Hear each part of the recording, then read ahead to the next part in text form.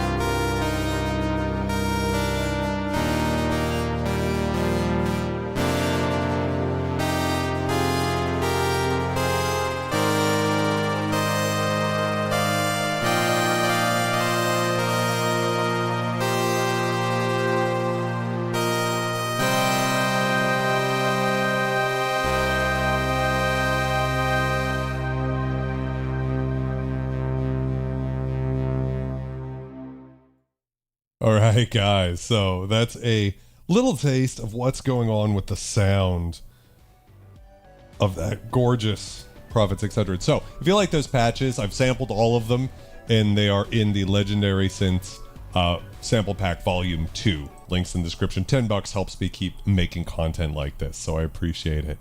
It is a very cool synthesizer, and now having sold it, I do have a little. I was making those patches for the sample pack. I was like, damn, this synth sounds raw. It just sounds so brutal and big. And especially if you're into the harsher types of music like I am, a little bit more industrial, it's probably in some ways a better choice for that type of music than an OG Prophet, because that synth's going to probably be a little more tame. So it's going to be interesting. Westbeth Kid, yes, I did. So it has gone on to someone who's going to enjoy it more than I did. I think Fortune from Within, you make a good point here that, it's often maligned, but I really do think the sound is there. I do have my gripes with the Prophet-600. We'll get into those. But still. So anyways, I'm going to jump over to some different music here. Here we go. And we're going to jump into some history real quick on the Prophet-600. And it all starts with this beautiful man right here. May he rest in peace, rest in power. Sequential Circuits began in San Francisco in 1974, founded by engineer Dave Smith. His first product was the Model 600 analog sequencer. Looks a lot like the Moog version, but it could run its 3 rows of 16 knobs in series to allow for a 48-step sequencer. He made a grand total of 5 of them in his garage. Next, in 1975, he made the Model 800, a digital sequencer. And it was not the first digital sequencer, but it sold well, moving 400 units. And then next was the Model 700 programmer, which I think is actually really cool. And when I was reading David Abernathy's incredible book, The Prophet from Silicon Valley, The Complete Story of Sequential Circuits, which I highly recommend, guys, if you haven't checked it out. But it really struck me how brilliant it was to make a programmer that outputted basically 3 control voltages for oscillators or whatever, and then 2 envelopes. And you had 8 patch memory there. And so if you think about it, it's like if you have a mini Moog, you can't really change everything on the fly. But what you can do is route a control voltage via an envelope or whatever else you might need. So not only using the control voltage for the pitch of the oscillators, but also one for, like, say, the speed of the LFO, things like that. And because the envelopes are spitting out that info too, you actually, a synth that doesn't natively have presets like the Mini Moog, Odyssey, 2600, you actually could use this thing to make presets, which is super cool. And Sean Johnson, welcome. And it also did it with the first microprocessor in there, right? So you could see what direction he was going to be going in. So then we're going to get to really his defining achievement, which is the Prophet 5, the first fully programmable polyphonic synthesizer. And I've got a bunch of the really great vintage ads here that are just beautiful. So the Prophet 5, you guys all know it, debuted at the Winter NAMM show in 1978 to an astonished crowd. It was the first synthesizer to use a Zlog 80 microprocessor to store 40 presets in memory. It was originally called the Model 1000, following, the Model 700, 800, all of that. And the launch was a complete shit show, with Dave Smith having to repair the prototype many times as it was held together with duct tape and dreams. Nevertheless, they had 400 orders on the books at $4,000 a pop, which is a lot of money in 1978. This was such a market disruptor that it almost put competitors out of business, like Oberheim, whose sales of 4-voice and 8-voice synthesizers dropped almost instantly. Even then, the synthesizer market was incredibly small compared to today. All 3 revisions of the Prophet 5 only sold about 6,500 units altogether. That's all 3 versions of the Prophet 5 together only sold about 6,500 units. So let's fast forward to 1982. The Korg Polysix comes out the year prior for $2,000, which is compared to the $4,595 the Prophet 5 cost in 1982. And the Juno-6 came out for $1,295. Many people simply couldn't afford a Prophet 5 in 1982. Sequential was simultaneously feeling the effects of the economic recession at the time, having to lay off some of its staff. The decision to make a lower cost Prophet was made, and the Prophet 600 went from the drawing board to shipping the first product in only 6 months. Dave Sesnak from the team recalls, "That's fast, and it had to happen that fast." Let me pull up a photo of that now. This is the Prophet 600, the bad boy. I love this old ad too. It uses the same Zlog 80 processor as the Prophet 5, but now it is very overworked and consequently running at half the speed. So it's 2 megahertz instead of 4 like the original Prophet 5. And the Prophet 5's envelopes are analog, so they're very snappy. The Prophet 600 had a refresh speed of 4 milliseconds, meaning the fastest that envelope can travel from all the way open to all the way closed is 4 milliseconds. So it just doesn't have the snappy analog feel of the original, or even the most faster powered Prophet T8, which came out the year later. They were actually working on the Prophet T8 before they were working on the Prophet 600, but they were having trouble getting everything working, and so they ported over some of the features from the T8, actually, like the sequencer made its way over. And then probably the biggest selling point of the Prophet 600 was MIDI, the charge led by Chet Wood and Dave Smith. There was a lot of resistance from other synthesizer companies who all wanted their proprietary way of connecting synths to be the standard. There's a really interesting interview. I couldn't find it, or I think it's almost like a letter to the editor from Marcus Ryle of Oberheim fame, basically demonizing MIDI, being like, MIDI is terrible, back in right before it got adopted by everybody. Oberheim was like a big resistor of MIDI because they had their own system for connecting everything. that they felt was superior, but they did cave in 84 with the expander.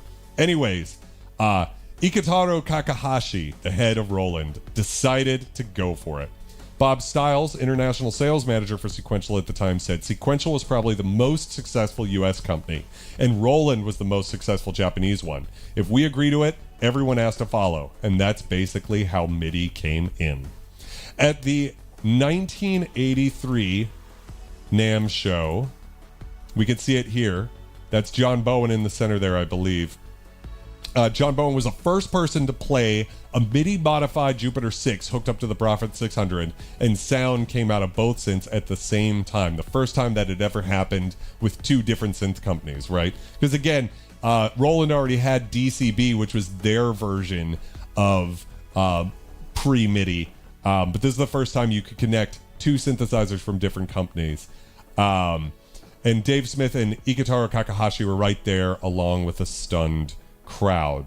I couldn't find this quote either, but I know I've read it before. Kakahashi later claimed something like MIDI is 80 or 90% DCB, and that Sequential only contributed like 10 to 20%, which I think is funny. A little bit of saltiness, perhaps, that Dave Smith gets more of the credit sometimes.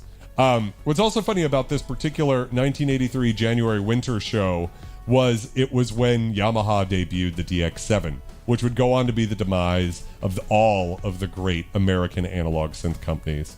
Kakahashi and Smith would go on to receive technical Grammys for their work. So just a really incredible moment, I think, in history here. So really a beautiful thing. Wow, $10.95 for my Juno-60 new. That's incredible, Mark. So, I want to talk a little bit about what the market was like at the time, because there were these... Cheers, guys. Can I get a scum cheers in the chat?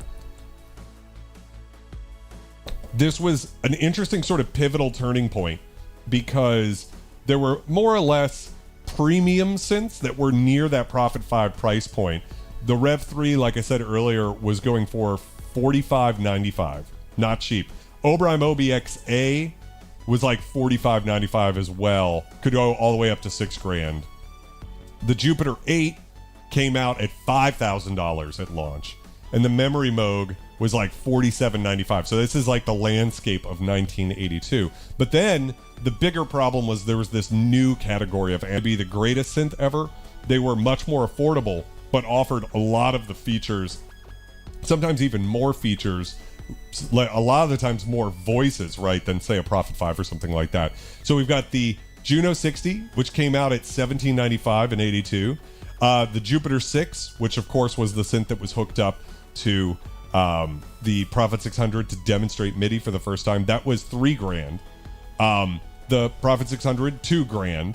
Roland JX3P, $13.95. Korg Polysix, $2,000 the year before. Only had one VCO per voice, but it did have a sub-oscillator as well as chorus and ensemble.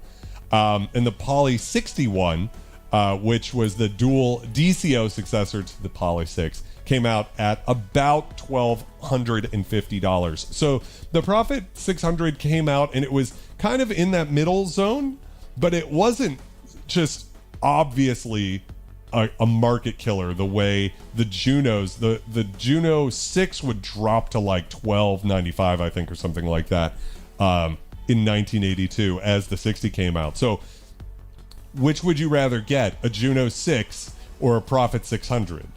Now, I think for a lot of people, the answer is the Prophet 600, but it's almost twice as expensive. So if you were strapped for cash back then, and by the way, we're hearing these numbers like 1,000. Jumping ahead for a split second here to the adjusted price. So $2,000 in 1982.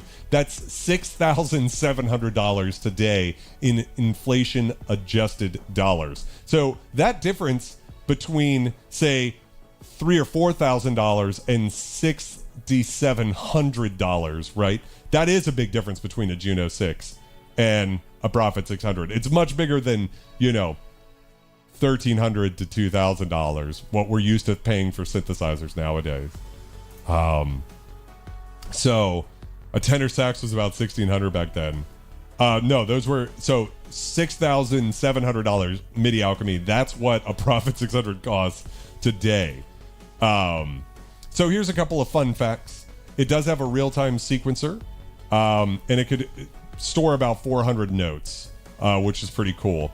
Reviews at the time were pretty positive of the Prophet 600. They said it's not a watered-down Prophet 5. You still get dual VCOs per voice. You do have a triangle wave on both VCOs, which you don't have on the Prophet 5. You don't have noise anymore. 100 patch memories, cassette dump, polymod, and performance mode like Unison, right? There's an auto-tune button, which is really nice. The Curtis chips underneath are Curtis 3340 VCOs, which were used in the Prophet 5, as well as the Oberheim OB-Xa. And then the 3372 VCF VCA, which was also used in the Matrix 12 behind me, as well as the Chroma Polaris behind me. Now, those are two of my favorite sounding synths. There's probably a reason why I like these three synths kind of have a similar sound for that reason. So let's see what else here. And then, of course, GliGli would come along and upgrade the Prophet 600 Z-Log 80 for a teensy++, giving it faster envelopes and an LFO, higher parameter resolution so you don't notice the stepping as you sweep the filter, extra mod options, tighter MIDI. Really fixes a lot of the issues of the Prophet 600 at the time because it did have that overpowered processor that was in synthesizers 4 years before. So, you know, that's the thing about the Prophet 600, and anybody who's deep in the lore of this channel knows that I have my gripes with the envelopes of this synthesizer. So if you've been here for a bit, I just want to offer a cheers to the old scum. You've been here since since the old magic was written or something. Cheers, guys. I appreciate everybody. So, what can you expect to pay? Like I said, it was $2,000 back in the day, which is actually $6,700 in inflation-adjusted dollars. I only did the calculations for price with the GliGli modified Prophet 600s, and we're also going to be running the GliGli modified Prophet 600 through the Legendary Test. I highly recommend it. I believe the Teensy board is no longer made, which sort of makes the mod itself even kind of rarer. But you could still buy them with the GliGli mod for now. We'll see how in 5 or 10 years where it will be at. But you can get a GliGli modified Prophet 600 for up to $50 with shipping. Meaning, like, when I researched on Reverb, I found 3 of them that were all great quality, meaning like everything works on it, with the mod for on average $1,650 with shipping. Which is actually only a 75% depreciation. If you guys have been paying attention to this channel, you'll know that that's actually a low amount of depreciation. A lot of synthesizers are 80% plus in terms of how much they've depreciated. So I appreciate the watching, MIDI. There's so many awesome people here. So much. So real quick, let's talk about software and hardware alternatives. There's the Behringer Pro 800, right? Just about $400 nowadays. And it's made to be a clone of the Prophet 600, which is very weird. I don't know why they went to clone a synth that wasn't a classic in its own day. I was talking with Ian Dixon recently over on his channel. If you haven't checked it out, it's a really fun conversation we had about analog synths.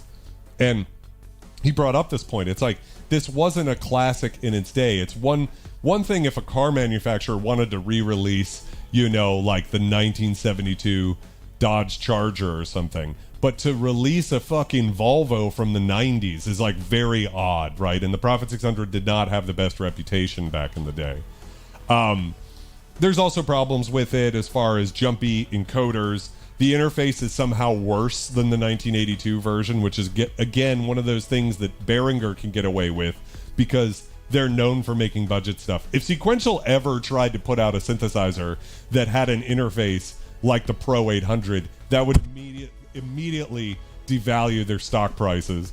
So that's an option. The Sequential Take 5 is, like DeCarmick was saying earlier in the stream, really like the modern incarnation of the Prophet-600, or at least what they were trying to do with the Prophet-600, which is make a version of the Prophet-5 that everyone can afford, or most people can afford. Right now, it's actually on sale at Sweetwater for $1,300. It's $400 off the regular price.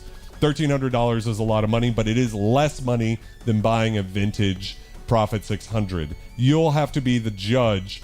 Dubstation was saying earlier, you know, that the Take 5 is very mellow, laid back, beautiful, and then the Prophet-600 is very raw, so they do have kind of a difference. He also mentions the GliGli Prophets are probably in storage. They definitely suffer from atrophy. It took me 2 years and 2 techs to get mine running, so that's a thing to think about too.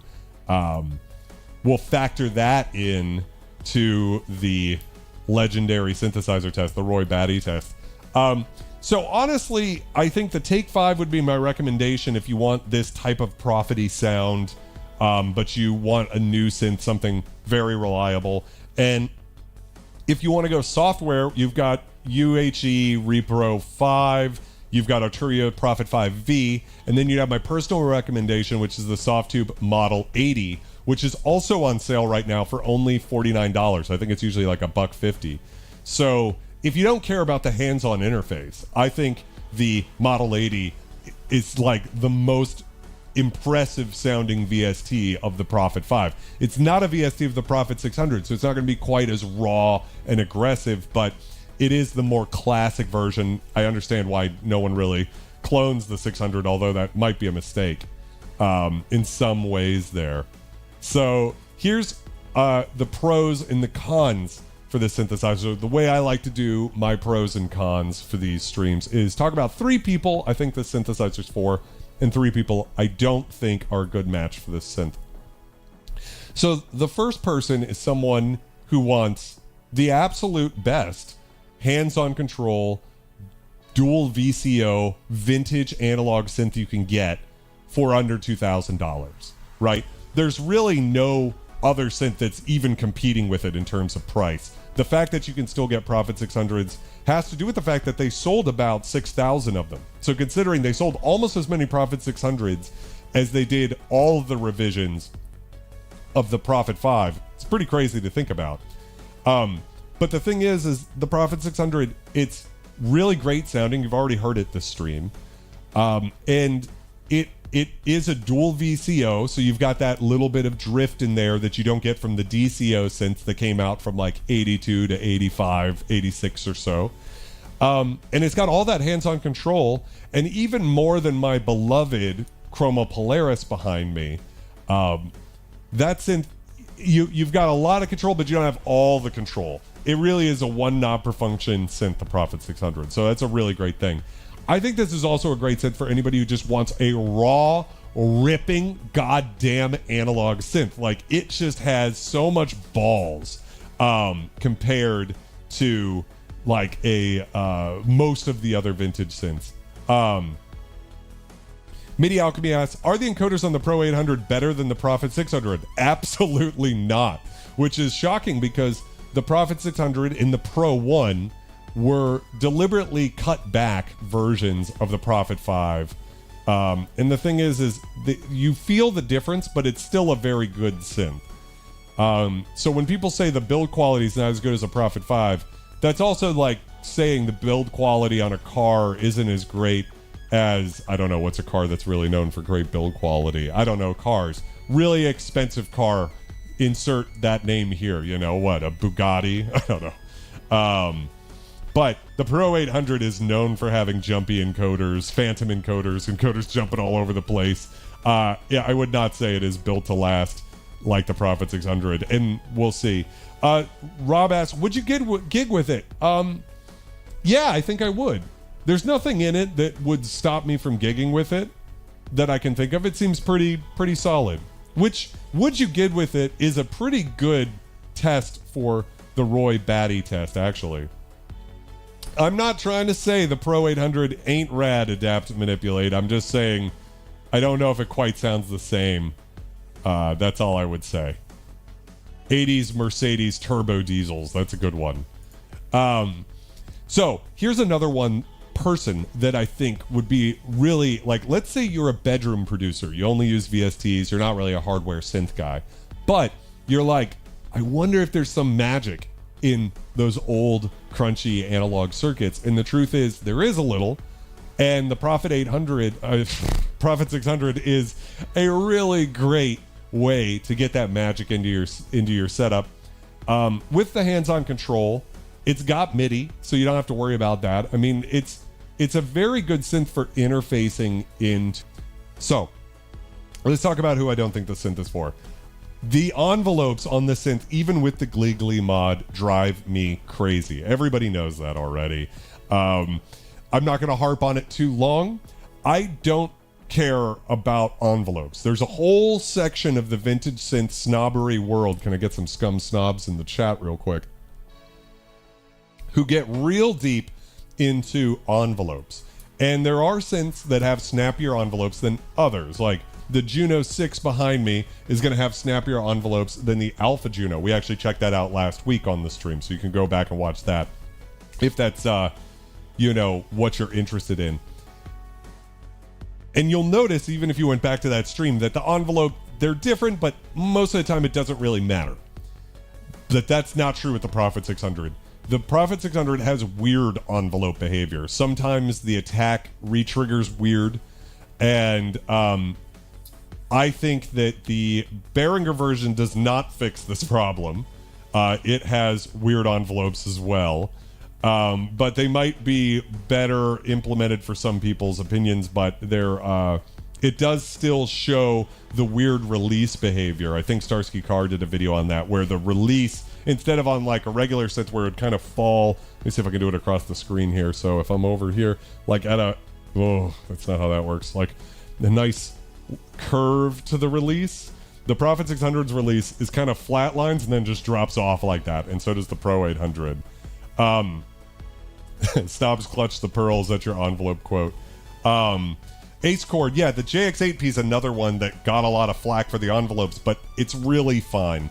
Is there an advantage sometimes? I think especially with bass sounds, bell sounds, like guitar plucks, not even like trancy plucks, like sawtooth synthy plucks, but like really trying to go for an organic pluck type thing, where you'll notice that more exponential shape is beneficial, but most of the time, Patrick, yeah, SH101 analog envelopes, dub stations and envelope snob. I just don't. I'm good with most envelopes. Like, they don't bother me. The Prophet 600 envelopes bother me. Here's another thing that you might not like about the Prophet 600. What I just heard demoing those patches I made for the Legendary Synth sample pack is an incredibly bright and aggressive analog synth. And comparing it even to my more modern Prophet 12, I really wish the Prophet 12 had the aggression built into the raw filter oscillator tone that the Prophet 600 has. I think the Prophet 12 has some other tricks up its sleeve that help make up for that. But it is one of those things, though, for some people, and even when I compared it against, say, the Matrix 6 on this channel before, I thought the Prophet 600 just sounded thin.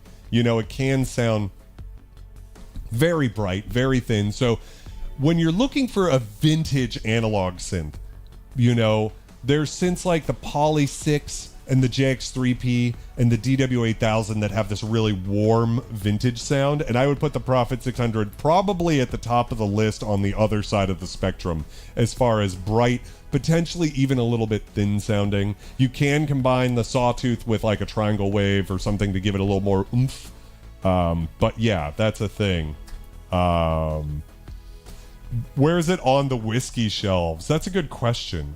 Let me think about that. Thank you for the pimpage, Carl.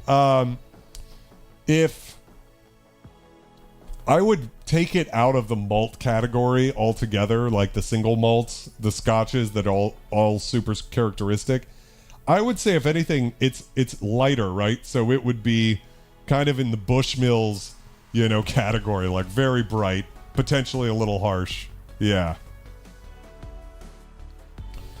Terry says the quantum exponential envelopes chords are like that too. Fortunately, you can switch them to linear when you need a different flavor. Yeah, sometimes linear is better. I mean, when I go for like slow evolving pads on the CS70M, I wish it was linear. Dubstation Zero says, I need a jammable pluck decay sweet spot that can go from ting to thwack. Yeah, there is something to it for sure. Yeah, and the DW8000, the Prophet-600 would be a great contrast. Talk about like two different, like really, really warm and vintage sounding, not a lot of high end, and then all the high end and aggression. The whiskey shelf concept, we might into this. I forgot to calculate the size of the synth in Pop-Tarts. That's another thing I've been meaning to do.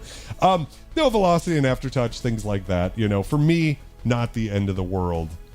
So I think it's time for us to start the Legendary Synthesizer Test. So, the main event, the Legendary Synthesizer Test. This is a painstakingly devised series of 12 tests created with the help of you guys to see if a synthesizer has what it takes to be called legendary. Here's how it works. For a synthesizer to earn the title of legendary, it needs to score 12 points or more. If it scores 10 or 11, it's iconic. 8 or 9 points, that's classic. 6 or 7 is respectable. 4 or 5, the synth is just mid. Anything less when we're diving into dubious or even impoverished territory where synths gather dust in the back of the studio. So how do we score? I'll read each question aloud and then post a poll in the chat. Yes means the Prophet-600 passes that test, and no means it's out of tune with our expectations. You have 1 minute to vote on each question. You, the chat, get to contribute half a point for each question, and I contribute the other half. So if you love or hate the synth, let your voice be heard. The last question counts for 2 full points. Let's see if the Prophet-600 can filter through the competition. I'm trying to pull my timer up on my phone here. Phone's been acting a little weird. It's the screen protector is pretty damaged. It's taken some hits. Are you guys ready? Let's start the test with the John Hammond test. Did this synthesizer bring innovation to the industry or move synthesizer tech forward? This one's really funny, actually, now that I think about it. So let's add that poll in the chat. Did the synthesizer bring innovation to the industry or move synthesizer technology forward? Let's start the poll. 1 minute on the clock. Let's go. The answer has 4 letters.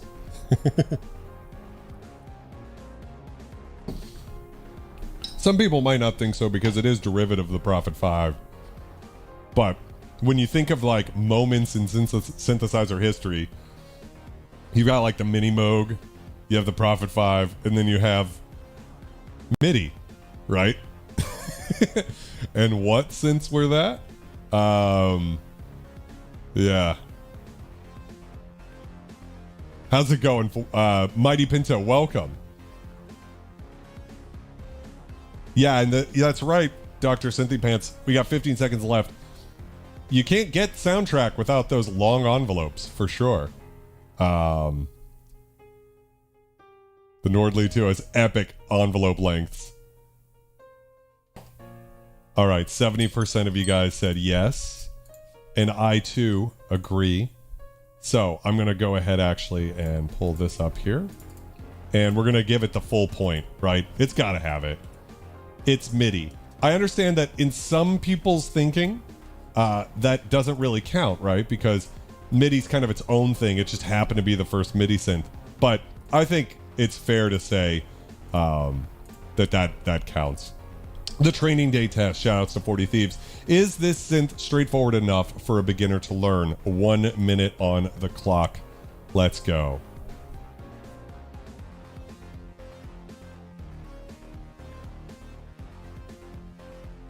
MIDI didn't really last. As far as my thoughts on it, sometimes I choose not to poison the well, but I think currently I usually refuse to poison the well if I think it's going to be like a tight enough answer. But right now it's 94%, 95% with 30 seconds left on the clock that it's easy enough. It really is maybe not quite as drop dead easy as the Juno-6, but up there on easiest synths you could possibly learn on. So for me, 96% of you guys are saying yes. Very curious who said no.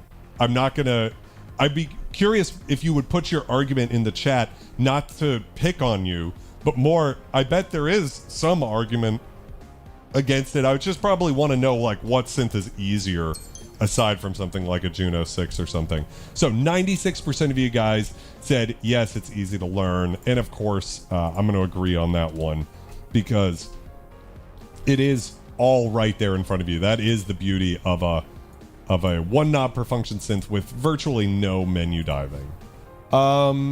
This one's interesting. The Daniel Day-Lewis test. Can the synth deliver an expressive performance with features like velocity, aftertouch, arpeggiator, sequencers, or MPE? Basically, does it have stuff that lets you go beyond Mini-Moog-esque performance, mod wheel and pitch wheel? We need more than that. And this synth does have a pretty elaborate sequencer. For me, very curious to see what everybody says. I love the munchies. Prophet-600 does not have... It has a relatively large amount because of the polymod. So you can route the oscillator B or the filter envelope to the pitch of the oscillators, or... So you can do cross-mod type stuff. You can also do... like filter FM. Obviously, it's my favorite thing to do with synths. So just that alone does give it a lot that's not there. 60% of you guys are saying no. Let me see, is that it? 60% said no. And I'm going to agree that it does not. It's tight because it does have the sequencer, but for me, that's not quite enough to make it work. Before I actually... So this is really tough, actually. The Roy Batty test. Was the synthesizer built to last with no major reliability issues or common problems? Now, we're rating this off the GliGli mod.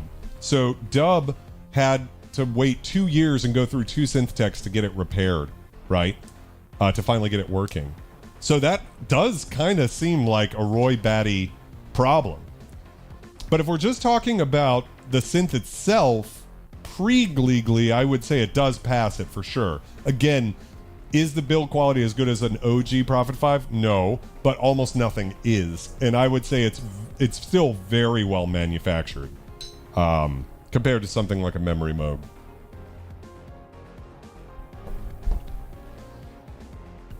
I can't wait, Derek, Blue Monkey Junk, one day to check out a Hydra synth on this channel. I swear I will do it. I'll borrow it from one of my friends or something. I just have to get this K2000 back to Rob first. 10 seconds left on the clock. 50-50%. I need another vote. I need another vote, guys. I know someone's out there. Wow. 2 more people voted and we're still at 50-50. There it is. 52% said yes. That is very, very tight. We like it tight, but that's very tight. What do you think, Nick? Hector, you should be able to vote. It's not, or are you saying you can't vote because you aren't sure? I hope you can vote, but you are choosing to abstain. The Aliens from Signs test. Does the synthesizer avoid any major design flaws or missing key features? So, this is the Achilles heel test. Does the synthesizer have an Achilles heel? And of course it does. It did, before the GliGli mod, it had issues for sure because it's the overworked processor. And even after the GliGli mod, I would say it still has its issues. They're not insurmountable. I believe, who else has a Prophet-600? Billy Bart Cody has one. Dubstation Zero has one. I know a lot of you guys have them. And it's not like you can't use it. It's just that you're going to have to like work around some of the stuff with the envelopes. You're not going to be able to always get the results you're looking for out of what you're playing. So it could be, but I think it narrowly passes it more because of the original build quality it feels hard to dock it on the Legendary Synth Test for the GliGli mod not working, you know, but at the same time, we're giving it credit here. So 65% of you guys said, does it avoid any major design flaws? Said no, it does not avoid them. It has design flaws, which I agree with for sure. The Elvira test, does the synthesizer rank among the most beautiful or iconic in terms of its aesthetics? Everyone knows the most important part of how a synthesizer sounds is how it looks. Starting the poll, 1 minute on the clock. This one's tough because it's a very good looking synth. It sort of looks like an OG Prophet, you know, but not quite as beautiful, I would say. So for me, we're 50-50 again. So I'm going to need more votes. We got 30 seconds left on the clock. Ooh. This is divisive. This synth has some divisive... That is, you know what? And it deserves its division because that's how I feel about the synth every time I think about it. I'm like, it's both like one of the best and easily of all the vintage synths I've owned, the one that irks me the most. 55%, 10 seconds left on the clock. Of course, Blue Monkey Junk, please. That's what this whole channel is about, is talking about vintage synths. 55% of you guys say, yes, it does. And I will have to, for the first time tonight, disagree heavily. I think it looks good. I think it looks very good. I do not think it ranks among the most beautiful or iconic of all time.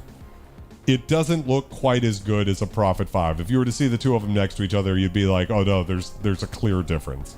And so with that, I do think it's not getting the point from me, but that's okay. The Starscream test. Does this synthesizer transform into multiple roles, bass, leads, pads, and textures without losing focus? 1 minute on the clock. Is it dirty pretty or pretty dirty? Dr. Cynthia Pants, I like the look of a lot of the sequential ones, but I just don't think it's quite there.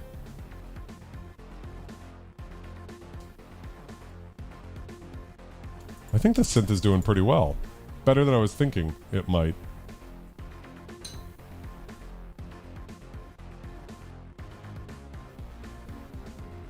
Dr. Cynthia Pants, I see what you're saying about like a Rev 2. Same thing would apply with the Prophet-600. It's very samey, you know. Whereas when you look at like the Juno-6, part of why it's so easy to digest is like the chorus is blue, arpeggio's blue, middle's red.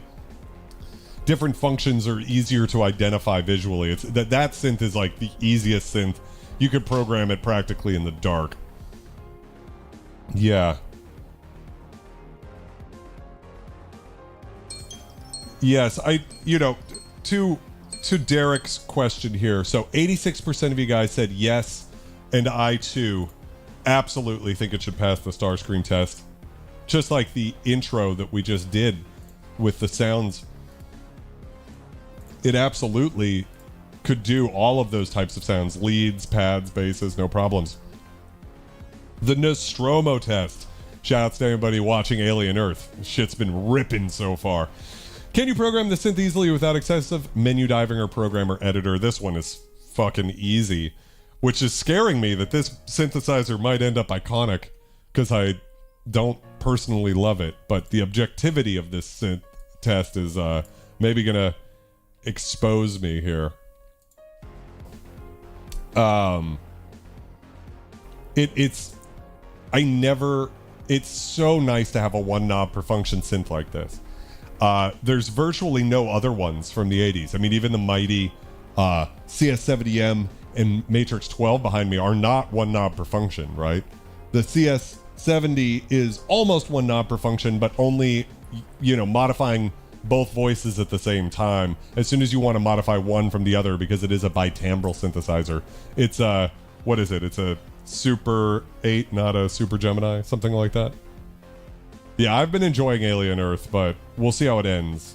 Would Alex wake up to a Prophet-600 after a big night of clubbing? 96% of you guys said yes. Once again, someone said no. Interesting. Very interesting. But yeah, I have to give it the test. This next one is a little tough. The Deep Space Nine test. Does the synthesizer have deep modulation possibilities that keep sound designers excited? Basically, does the synth have more than meets the eye? I think I know my answer to it, but this is, welcome back MIDI Alchemy, but this is actually a little harder. It is interesting how this test kind of eliminates a little bit of my bias, right? I have to be honest about certain things about it.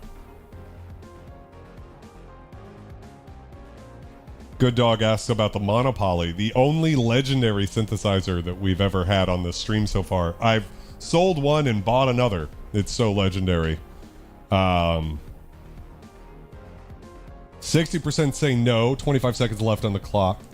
Can the MIDI transmit the encoders? Probably not, MIDI Alchemy, although I could be wrong about that. I would think, if for nothing else, I would think there would be a Omnisphere model if it could. I know the Juno-106 can, actually.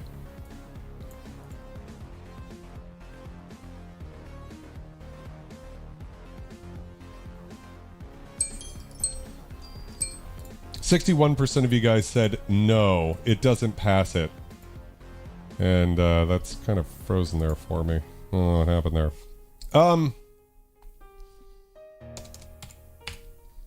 Unfortunately, I think it does. I think the polymod section is very powerful and does give you a lot to work with. I seem to have lost my... Here we go. Let's get back in. Hopefully I got the chat back. There we go. I can end the poll. Beautiful. Yeah, it was early MIDI. We'll see. No bias except for red synth. So let's jump ahead to the Han Solo test. Has the synthesizer aged like a fine wine? 1 minute on the clock. This is going very well for this synth, which I kind of hate. Again, I have my bias here. I think I'm just very spoiled to have so many great synths, and that envelopes thing, it just is the type of thing that I notice every time, you know. It's very clever. We're running this, Terry, on the GliGli version. So if you think the GliGli version has aged well, then the answer is yes. 22 seconds left on the clock.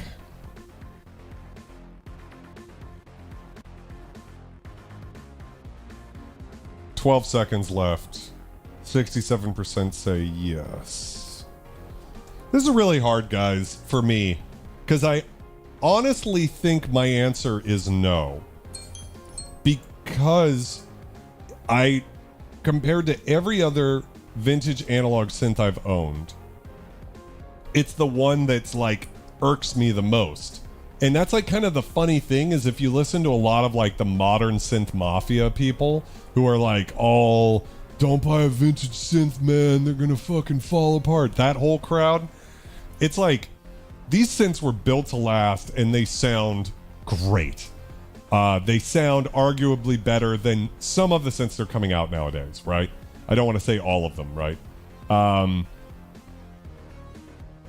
But the thing is ultimately I was okay with selling this synth just because I think in a lot of ways a synthesizer, even like the Poly 800, the humble Poly 800, has aged well. As at the time it wasn't really loved and now it is more loved. And it's probably true with the 600. Oh, it's hard to say. A says it's going to be hard to shake the image of it being Prophet light, but in the end, it's unmistakably a Prophet. It's like great versus good pizza. Who'd turn one down? I think you just changed my mind, Ace.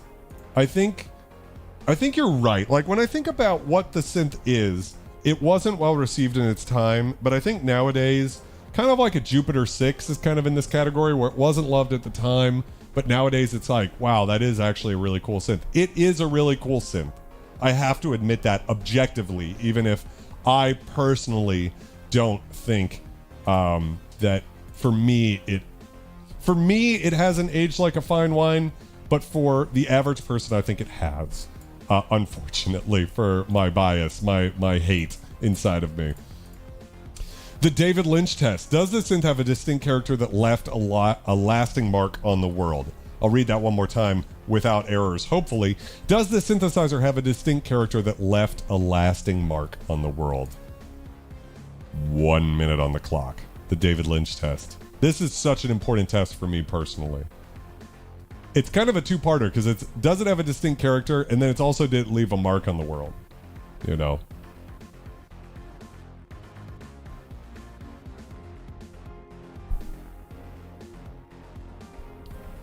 Terry Crook says, in your own demo, it sounded amazing. I don't think your frustration comes out in the sound. That's right. That's a very good way to look at it, Terry. It's not for me. It's a synth that I find frustrating personally. It's the only vintage analog that's like this where I have a disconnect, especially considering it's one knob per function. But having said all of that, it definitely has something good there. 57% says no, 10 seconds left on the clock. 99 red balloons used a Prophet-600. That's awesome. I think I've heard that before, actually. So, 57% of you said no, and I agree. I think this is a synth that doesn't... It does have a distinct character, but it did not leave that big of a mark on the world. And for me, it's not, like a Matrix 6 sounds very, very close to identical to a Prophet-600 most of the time. We've done that comparison. Carl with the pimpage. Thank you so much, brother. The final and most important test, the Vangelis test. Do the raw oscillators and filters of the synthesizer have that magic quality? This test is worth 2 points, so I contribute 1 point. You guys contribute the other. Does it have that magical quality? 1 minute on the clock. Again, really fucking hard for me to say because magic for me is when the illusion, the user illusion of the synth is not broken. So if we're just talking the raw sound of the oscillators and filters, it's a yes. But if you're talking about everything that goes into the synth, which is the spirit of the test, I think, then the envelopes are part of that, the same way that the envelopes are part of the soundtrack sound from the JX8P, JX10, in the same way that the snappiness of an SH101 is part of that bassline sound. So, it's interesting. It's an interesting question. 73% are saying yes.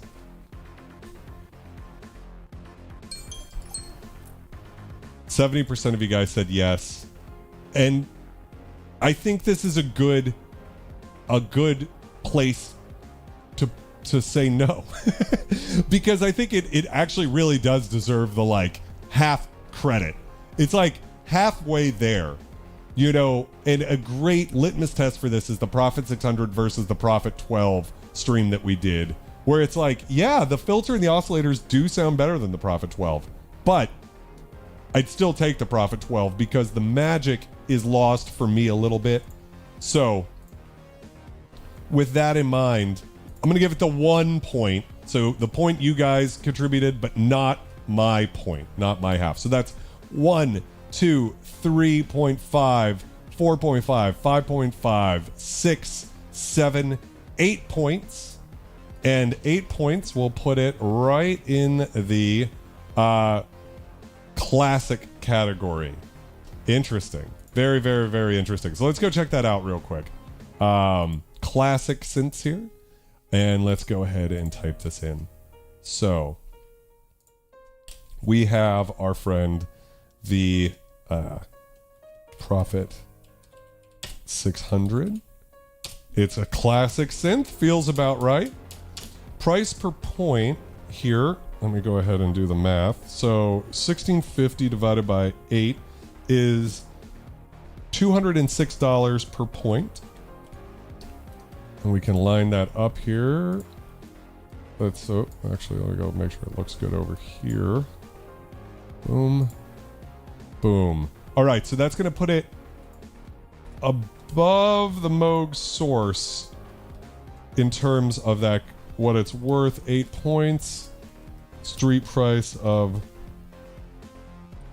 1650, and a devaluation of 75%. Let's just get that looking purty. Very interesting where it ended up. 8 points feels correct for me. Let's see. Adapt says, you should buy a Prophet 5. I bet the difference would impress you. One of these days, I might get sucked into a Prophet 5. It's really more that I just want a Prophet VS so bad. So if there's another Prophet, it would be that. Or even the Polyevolver. Eternian says, I have the PWM Malevolent envelopes, total garbage. IntelliGel Cascadia envelopes rock hard in comparison. I'm very surprised the Malevolent envelopes aren't amazing. I would have thought. 40 Thieves says classic seems about right. I think that's fair from Brett. It's poetic. It scores the same as its MIDI brother, the JX3P. That is true. It would be curious to see where the Jupiter-6 would land, too. Right? Because it would kind of be in this ballpark. Yes, and if we look at the depreciation, right, it's not as depreciated as some of the others. Meaning, in some ways, it's hard to say. So, from the perspective of can you get a great synth at a great price, the devaluation that's high means like a wave station you can get for only like $650. I mean, that's fucking awesome. Or a Mirage for $566. At the time of that recording, it's probably different now. Would you let Rachel date it? Would I let my daughter Rachel date the Prophet-600? No. I would tell her she's got to wait. He's a good guy, but he's not that. We're going to come to the K2000 next week. Polyphony is 6 voices, so one more than the Prophet 5. And it does do a very, like, if you can kill voices on it. So when I first bought the synth, it had a problem filter chip, and I had it repaired. But in the meantime, I just used it as a Prophet 500, and it was fine, you know? Which is a better feature than you might think. So yeah, the devaluation, it's interesting that the sequential... I think there's a little bit of American bias here, right? Because all of the rest of the synths on the legendary, iconic, and classic synths are all Japanese, except for the Prophet 600 and the Moog source. And I guess the monopoly's devalued less. But that's just because it's, I don't know, came out relatively cheap and now they're very expensive. K2000 does an amazing Prophet 5. I'm excited to hear. Yeah, I mean, K2000 is going to be a fucking murderer when it comes to devaluation. It's going to be like 99% devalued. I have not yet Eternian. Just jumping over here to compare real quick. So, like, what synths would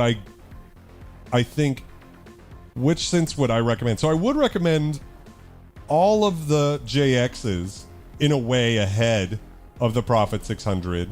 But you don't get PWM, you don't get Filter FM on any of them, really. K3 is a personal favorite of mine, but I do think isn't probably as immediately satisfying as a Prophet 600. Insonic Mirage is not my recommendation to anybody but the deepest when it comes to sampling because the interface is brutal. And then we got a couple of digital iconic synths, and then of course the monopoly, which you can get for the ballpark. But when it comes to playing polyphonically, that's not what I think the monopoly is good for. So at least as far as the synths we've compared so far, I do think the Prophet 600 is the best recommendation for if you want an analog polysynth in a certain way. I might recommend the JX8P first, But for some people who want PWM and filter FM and stuff like that, that really aggressive sound, the JXs are much more mellow, for sure. Let's look at the respectful through impoverished synths. Poly 800. Not going to sound as good as a Prophet-600, but at $375, it's really not bad. Then we're talking a bunch of digital synths. So yeah, I think if you're in the ballpark, the Poly 800 actually isn't bad. Don't ever let your daughter date a vintage drum machine.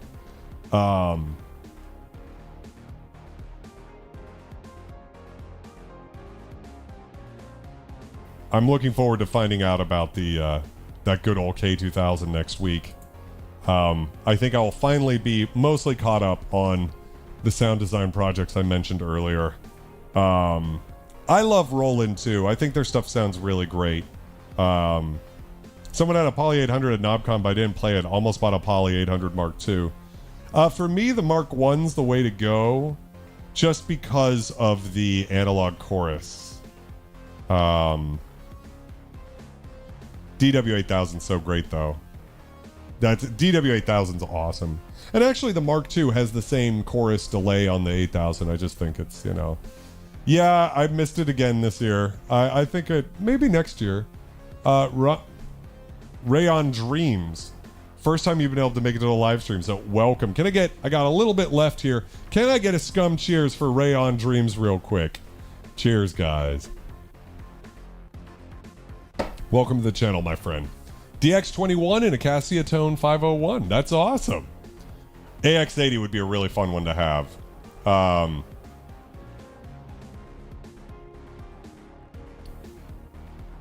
DX21, I have to check it out at some point. Hypothesis 13, how are you doing, my friend? So, I think this is a good place to call it for tonight. It did pretty damn well, like 8 points. I don't know. It seems like it could have, I love all of that, to see all of that spam. Welcome to the community. You know, when I'm looking at the prices here, I will say that the Prophet-600 has something that the JXs don't have. So it's okay that it's in this same category, these classics. Deutsch says the Prophet VS is definitely worth holding out for over the P5. Yeah, considering that Prophet 5 Rev 3s are going for about the same price as Prophet VSs nowadays, you know, I'm holding out for the Prophet VS. It is a famously, like, synth that wants to break, though, which is scary.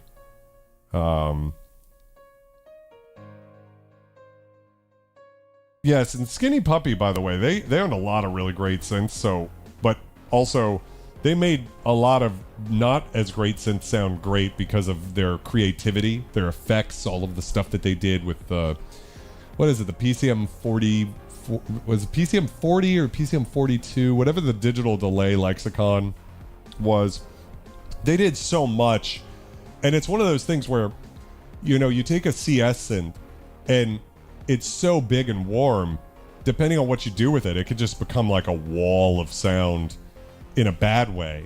Whereas if you take like a gritty 2-operator Yamaha synth and either you sample it or you add some sort of glitchy delay or something, you get all of this different character. Emax too, of course. I know I've got to get an Emax. I really have been considering selling my DSS-1, my Akai S900, and anything else that samples. I think those are the two remaining that I have. Selling them. I think the DSS-1's great. I just kind of want to have one and then buy a custom programmer for it. Banana Rider, welcome.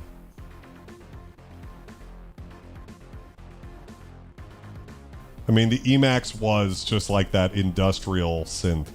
And it's got those SSM filters. I believe it has an analog chorus. It's got a lot going for it. DSS-1, awesome synth as well. I shouldn't shake a stick at it, but, you know, I think it's just time for me to move on. So, I want to get as close as I can to promising next week we're going to be checking out the K2000.